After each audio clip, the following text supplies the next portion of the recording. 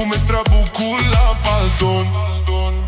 Până la moarte, frate lângă frate, se dau la o parte.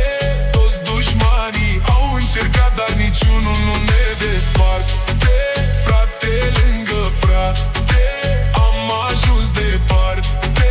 Și-n toți anii am ținut aproape și am trecut mereu peste toate.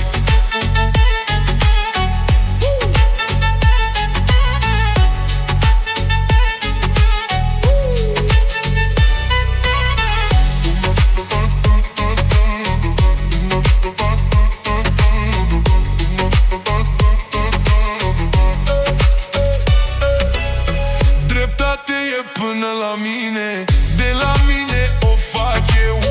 Nu pot să judece nimeni, poate decât Dumnezeu.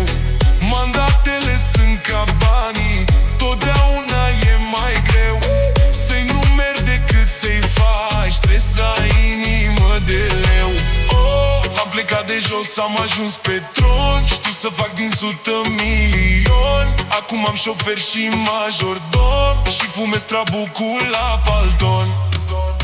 Până la moarte, frate lângă frate, se dau la o parte. Toți dușmanii au încercat, dar niciunul nu ne desparte. Frate lângă frate, am ajuns departe. Și-n toți anii am ținut aproape și am trecut mereu peste toate.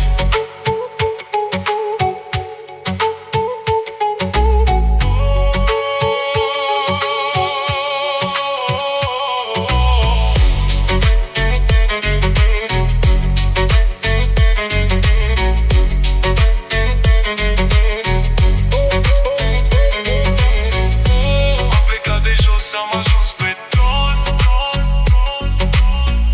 Știu să fac din 100 milioni.